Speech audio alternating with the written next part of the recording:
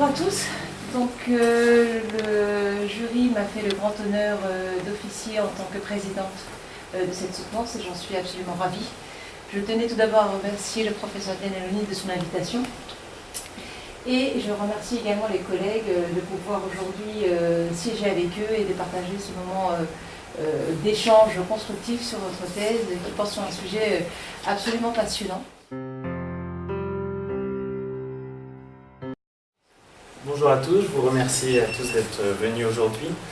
Je remercie les membres du jury pour l'intérêt que vous avez porté à mes travaux.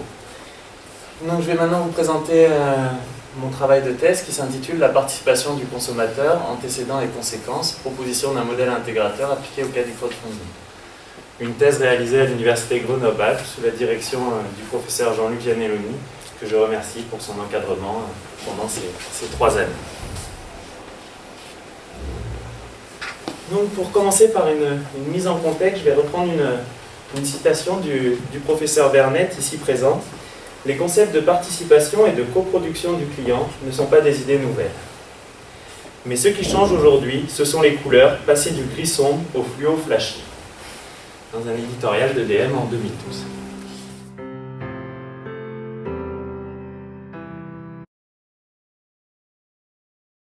La participation, elle est née il y a longtemps, en 1917, par l'invention du self-service par Clarence Saunders, aux États-Unis.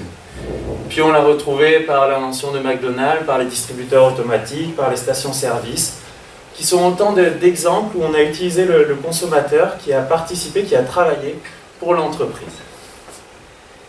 Mais avec l'émancipation des réseaux sociaux et d'Internet, on est passé à une nouvelle forme de participation, une participation volontaire, où le consommateur il intervient de manière stratégique. Il participe à l'offre de l'entreprise, il contribue au mix marketing de l'entreprise. De nombreux concepts sont apparus, comme la customisation, donc avec l'exemple de l'entreprise Nike, où vous pouvez personnaliser vos chaussures en ligne, et les recherches que je vais vous présenter maintenant. Donc c'est une thèse qui a été réalisée par article. Donc il y a eu plusieurs articles de recherche dont nous avons étudié différentes formes de participation. La participation aux événements éco-responsables, qui est une recherche qui sera publiée dans le prochain numéro de Management et Avenir. La participation au Consumer Generated Ads, c'est-à-dire ce sont des internautes qui vont créer des publicités pour les entreprises de manière volontaire. Donc, dans l'exemple de Tesla, on retrouve sur Facebook 210 000 commentaires ou posts qui ont utilisé la marque Tesla, qui font la promotion de Tesla ou qui critiquent l'entreprise. 30 000 dans le cas d'Apple et 40 000 dans le cas de Coca-Cola. On a aussi des recherches en cours sur la participation à l'offre hôtelière.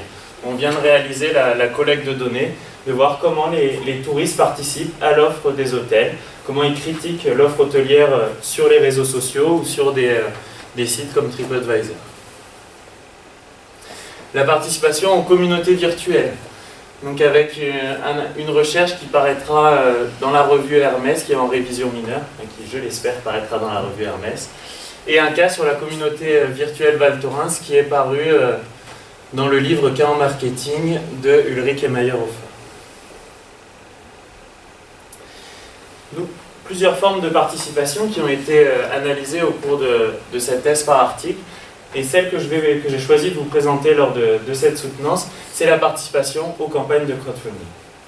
Avec donc un article qui est la synthèse de la littérature qui est paru dans la revue de management des stratégies, une recherche exploratoire qui a été acceptée pour publication dans la revue Innovation, et une recherche confirmatoire qu'on a récemment soumise dans le Journal of Business Venture.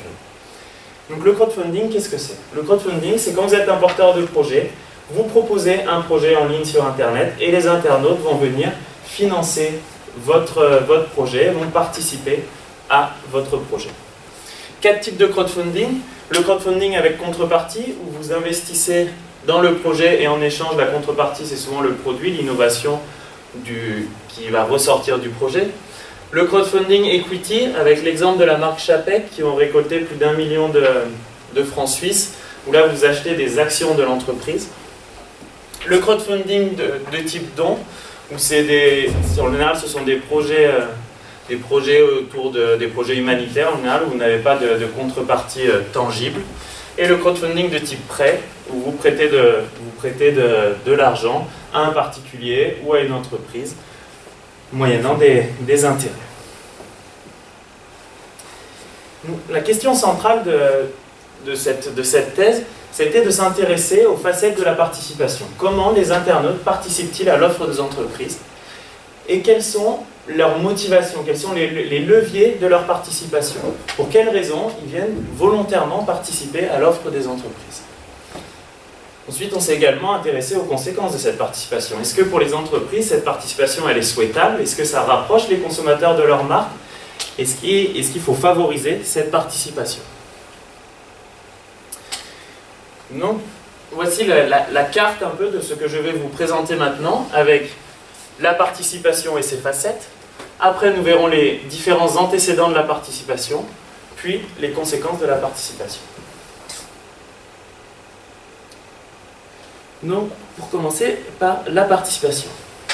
Quand on regarde la littérature académique, il y a de nombreux concepts qui sont en partie basés sur la participation des consommateurs. L'utilisation du client comme producteur dans la recherche de Lovelock et Young 79, la servuction en France, la co-création de valeur, la coproduction avec la service dominante logique, le crowdsourcing, les opérations participatives, le marketing collaboratif, le marketing participatif, le crowdfunding. Autant de concepts qui ont amené Rouquet et Al 2013 à parler de paradigme de la participation.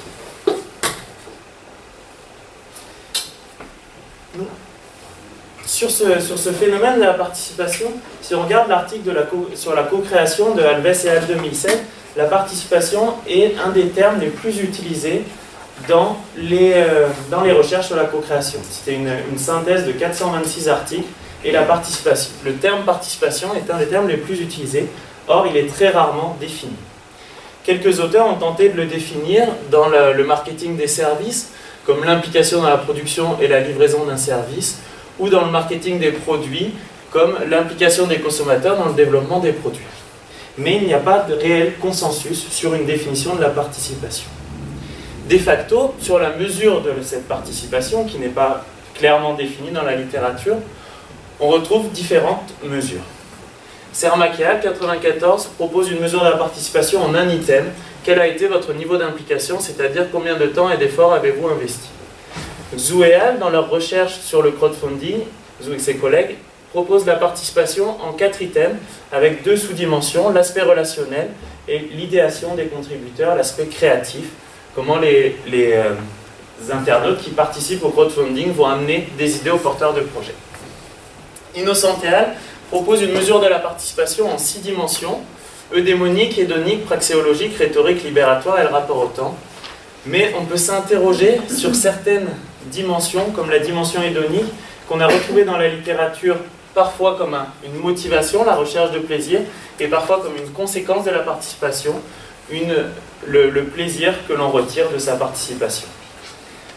De même, la dimension rhétorique, qui est le sens que vous donnez à votre participation, est a priori plutôt une conséquence de la participation. Vous participez et vous donnez un sens à votre participation. Donc, on peut s'interroger sur le caractère effectif de ces dimensions et si elles sont vraiment en lien direct avec la participation ou si ce sont plutôt des antécédents ou des conséquences de la participation.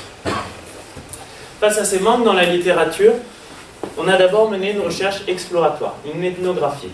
Une ethnographie, c'est vous allez sur les réseaux sociaux, vous téléchargez l'ensemble des communications qu'il y a entre membres de la communauté et vous analysez les commentaires qui sont en lien avec l'objet d'étude. Donc pour cette première phase cette première ethnographie, on a téléchargé plus de 200 000 commentaires qui ont été classés par thématique. De cette phase exploratoire qualitative, 16 items ont pu être générés, donc 16 questions que l'on pouvait a priori regrouper en 3 dimensions, la dimension financière, la dimension créative et la dimension sociale.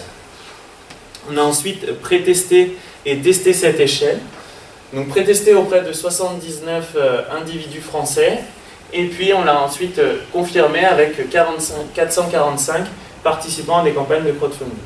La collecte a été financée par la chaire RBC en services et management financier de l'ESG UQAM. les résultats de ce test d'échelle sont tout à fait satisfaisants au regard des critères usuels en marketing. Donc on a bien retrouvé nos 3 dimensions quand on a testé notre échelle. Donc après cette phase exploratoire et cette phase confirmatoire quantitative, nous proposons la définition suivante qui est la participation en marketing, omniprésente dans tout plan d'entreprise, correspond au fait de prendre part de manière financière, créative ou sociale au projet de cette dernière.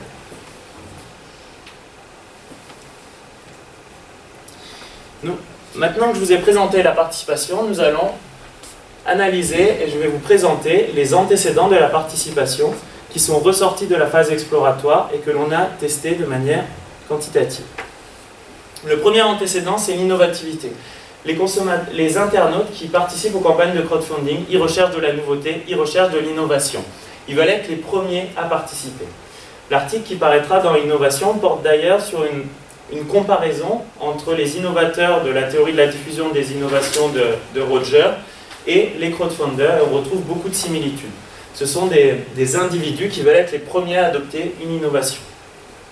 Donc c'est ce qui montre, en fait, quand on participe sur les campagnes de crowdfunding, sur certains types de crowdfunding, on a un classement, si on est le premier participant, le deuxième participant, et ce classement est réellement important pour les internautes qui veulent être les premiers à participer.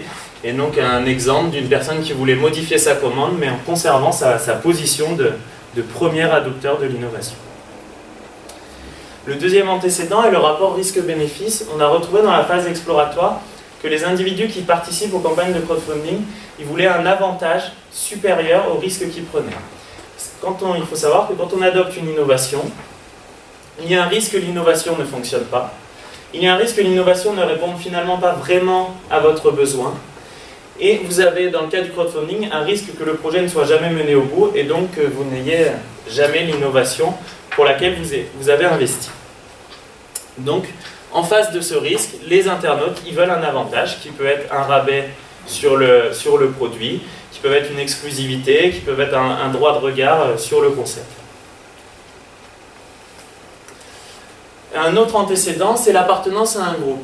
On retrouve dans la littérature, notamment dans la recherche de Ordanini et ses collègues en 2011, l'importance du groupe dans la participation au crowdfunding. Certains internautes participent à la campagne de crowdfunding pour se lier à la communauté virtuelle réunie autour du projet et pour réaliser un succès collectif, pour contribuer à un ensemble supérieur et collectif et qui dépasse l'individu.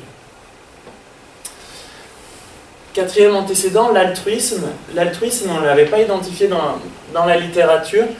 Quand les internautes ils participent à la campagne de crowdfunding, qui vont contribuer à l'innovation collective, ils ont l'impression, le sentiment de réaliser un geste altruiste, de financer l'innovation et l'évolution un peu humaine. Et donc pour eux, c'est un geste altruiste. Et ils souhaitent favoriser des startups, des entreprises qui ont vraiment besoin du crowdfunding pour innover. Et donc quand ce sont des grosses entreprises qui utilisent les plateformes de crowdfunding, une partie des internautes s'indigne. Dernier antécédent que j'ai retenu dans cette thèse, c'est l'impact de la présentation du projet. Est-ce que le porteur du projet, il a une incidence sur la participation? Est-ce que la description du projet a une incidence sur la participation? C'est un antécédent qui avait précédemment été identifié dans la littérature sur le crowdfunding, avec Xu et ses collègues en 2016, Davis et ses collègues en 2017, et Parakongas et Renko en 2017. Donc, comme l'étude de Xu et ses collègues en 2016, on a retenu l'échelle en 6 items de Chen et ses collègues 2009. Je viens de vous présenter les antécédents, nous allons maintenant passer aux conséquences. Conséquences de la participation sur la relation à la marque. Pour cette conséquence, on a retenu l'échelle BRQ qui a été retravaillée par Niffenger et ses collègues en 2014, donc qui est une échelle en 2 sous-dimensions, la BRQ haute qui est davantage la relation affective à la marque, et la BRQ col qui est plus la relation cognitive à la marque, donc avec les sous-dimensions engagement, intimité et passion, et satisfaction et confiance. Les résultats du test quantitatif montrent que l'aspect affectif de la relation à la marque est influencé positivement par la participation. Donc, autrement dit, plus les internautes vont participer à votre campagne de crowdfunding, et plus ça va les rapprocher de votre marque. Et donc, indirectement, améliorer leur fidélité et leur fidélité. Deuxième conséquence, on s'est intéressé aux réactions affectives, au sens plus d'émotion, sens dans la littérature de l'article polémique de Zajon 80 ou des travaux en neurosciences de Damasio. On a voulu voir si la participation aux campagnes de crowdfunding induisait des émotions. Les résultats montrent que 51% des participants aux campagnes de crowdfunding ressentent de la joie suite à leur participation. Et c'est 32% de la fierté. Pour aller plus loin que cette mesure déclarative qui n'est pas satisfaisante au regard des nombreux travaux de Derber en la matière, on a mené une expérimentation sur les Consumer Generated Ads, que je vous ai présenté tout à l'heure, sur la participation volontaire, les internautes qui créent des publicités pour les entreprises. Donc dans ce cadre-là, donc on sort du crowdfunding pour cette expérimentation, on a présenté une photo que vous voyez ici, et on mesurait les émotions avec la webcam de l'ordinateur et les expressions faciales, et en parallèle, on mesurait les émotions avec du déclaratif plus traditionnel. Et le sous-objectif de ce travaux sur les Consumer Generated Ads, c'était de savoir si la source du message posté sur les réseaux sociaux avait une influence sur les réactions affectives. Donc on avait 146 internautes divisés en 3 groupes. Le premier groupe avait l'image telle que vous la voyez ici. Le deuxième groupe n'avait pas accès au fait que c'était Roger Federer qui avait posté l'image et devait imaginer que c'était un ami ou un proche qui avait posté cette publication. Et le dernier groupe avait accès uniquement à la photo, sans indication, c'était le groupe de contrôle.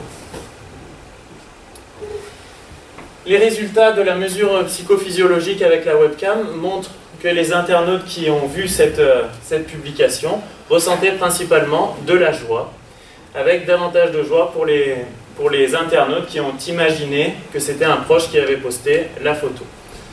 La mesure déclarative confirme la mesure psychophysiologique avec 31% des individus qui déclarent avoir ressenti de la joie et 47% qui disent n'avoir rien ressenti.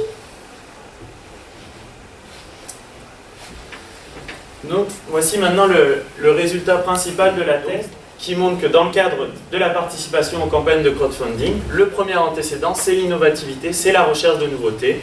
Le deuxième antécédent, c'est le rapport risque-bénéfice. L'altruisme n'était pas significatif dans la version complète, mais quand on a fait une analyse multigroupe dans le cadre du crowdfunding de type don, l'altruisme était significatif. Et la principale conséquence de la participation, c'est donc une amélioration de la relation affective à la marque. Ce travail aussi n'est pas exempt de limites. La participation est expliquée à hauteur de 38%, donc il y a d'autres antécédents qui expliquent cette participation qui n'ont pas été étudiés ou trouvés dans le cadre de ce travail de thèse. On a aussi un biais de désirabilité sociale lié à la l'ethnographie. Wilcox et Stéphane montrent que sur les réseaux sociaux, les individus tentent à se présenter sous leur meilleur jour. Donc, cela induit un biais de désirabilité sociale. Et la dernière limite est de ne pas avoir pris en compte les non-participants. On aurait pu aussi étudier les freins à la participation pour voir comment des freins pouvaient aussi entrer en compte dans le phénomène de participation.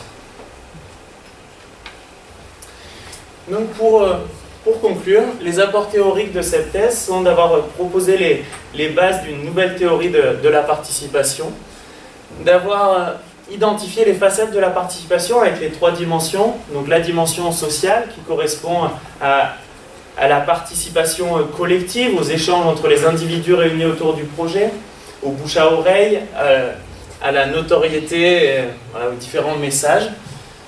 La participation financière, où les individus, les internautes apportent une contribution financière au projet de l'entreprise.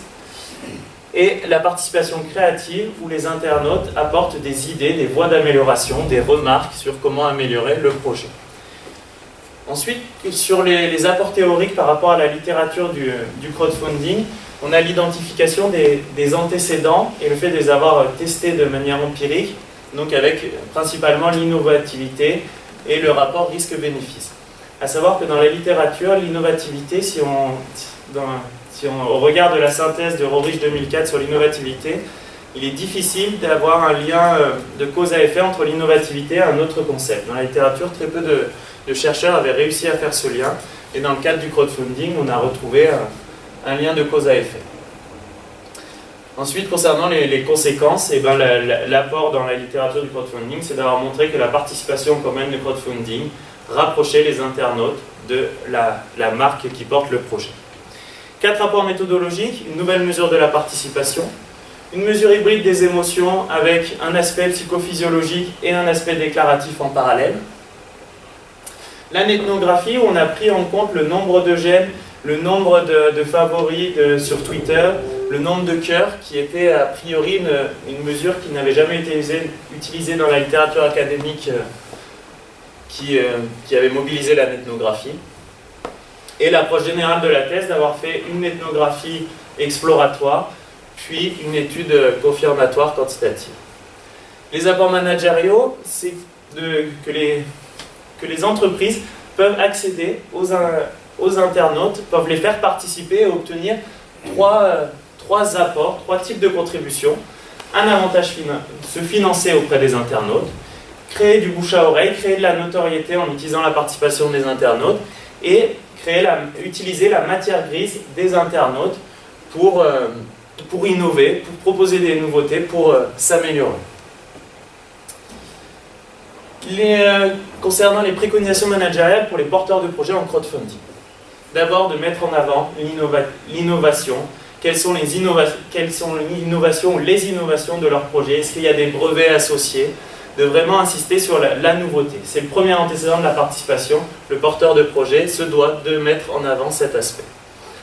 Ensuite, de proposer un avantage particulier à ses premiers contributeurs, donc, ou une exclusivité, ou un statut d'ambassadeur, ou un rabais. Il faut que les premiers participants ils sentent qu'ils ont un avantage par rapport à s'ils avaient acheté le produit plus tard dans le commerce. Et enfin, pour les nouvelles marques, ou même pour les marques existantes, le fait de faire participer les internautes, ça favorise la relation à la marque, ça permet de rapprocher ses consommateurs de sa marque. Je vous remercie pour votre attention et nous allons maintenant pouvoir passer aux questions si vous voulez.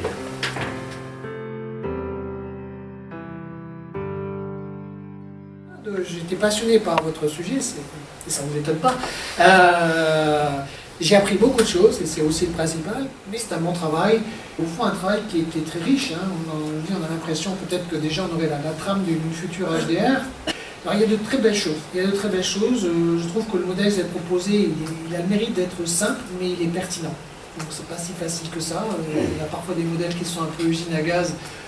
Vous avez un modèle qui se suit, qui se comprend, qui apporte finalement des choses intéressantes hein, dans ce regard, avec juste une variable médiatrice au milieu. Mais bon, c'est ce mérite-là, finalement, dans un sujet qui a été beaucoup travaillé, beaucoup exploré par la littérature, ben, vous avez fait cette volonté, hein, le titre est là, à proposer un modèle intégrateur. Bon, quand on voit le titre, on se dit, ça va être... pourvu que ça ne passe pas un modèle de type Engel, Collat et Blackwell, là où il y en a pour une page et demie ou deux. Non, c'est bien, c'est sobre, et j'apprécie ça. J'apprécie aussi énormément le travail, ça a l'air une évidence, mais non, collecter des données comme vous l'avez fait, c'est loin d'être une évidence, c'est loin d'être une partie de plaisir. Vous avez donc pris le temps, je me suis trompé dans la deuxième édition, mais je ne suis pas loin moi d'un total d'un millier de répondants. Hein, c'est pas non plus, vous n'avez pas forcément vocation à remplacer les instituts de sondage, même si vous avez pu bénéficier d'apports, hein, il n'empêche qu'il faut le faire, il faut le trouver, il faut le mobiliser, toutes ces ressources. Donc c'est bien. J'ai beaucoup aimé aussi le fait que vous ayez essayé dans les émotions de travailler avec des émotions faciales finalement, avec donc une mesure physiologique et non plus une mesure traditionnelle par questionnaire. C'est pas si simple que ça. Les résultats parfois sont aussi un peu plus compliqués à interpréter. Vous avez lu la littérature sur le sujet, vous connaissez les équations structurelles, on a un beau modèle PLS. Bref, on retrouve un peu tous les points de passage obligés qui font que c'est pour moi une très bonne thèse. C'est sûr, votre présentation orale est beaucoup plus claire, on y va en tout cas beaucoup mieux. Mais je repars avec un lot de questions, et j'aimerais que vous en leviez quelques-unes pour éviter que je sois trop frustré en partant. Concernant votre travail, moi j'ai trouvé votre sujet très intéressant. Il présente encore une originalité indéniable. Et puis j'ai trouvé votre manière de faire rafraîchissante. Alors pas au-delà du fait que c'est une thèse par article, qui reste encore en format un peu nouveau, mais la manière dont vous appréhendez les études, la manière dont vous mettez justement en forme méthodologiquement vos questionnements, j'ai trouvé que c'était effectivement rafraîchissant. J'ai apprécié un certain nombre de qualités, comme votre esprit de synthèse, parce que cet exercice est un exercice incroyablement difficile, et vous l'avez réussi avec succès. Vous avez une grande facilité à aller droit au but, à exprimer clairement vos idées sans détour. Alors on verra dans les propos ultérieurs que ça peut peut-être constituer une petite faiblesse, mais en tout cas c'est indéniablement un avantage parce qu'il y a une clarté, une fluidité, une lisibilité qui est énorme dans votre travail. Et puis comme le disait le professeur Éric Vernet, et je suis d'accord avec lui, c'est quelque chose que l'on retrouve en général dans des documents d'HDR. Il y a une capacité à donner de la cohérence à un certain nombre d'éléments qui, pourtant, pour certains, sont un peu disparates. Malgré cela, vous arrivez à trouver un fil conducteur, un fil directeur, c'est agréable. Enfin, je pense qu'on perçoit votre enthousiasme, on ressent votre dynamisme et votre grande capacité de travail, puisque les réalisations et les productions sont là. Il y a déjà publication, il y a déjà des articles en révision et il y a déjà des soumissions à venir toutes proches. Donc, indiscutablement, vous avez bien fait le job.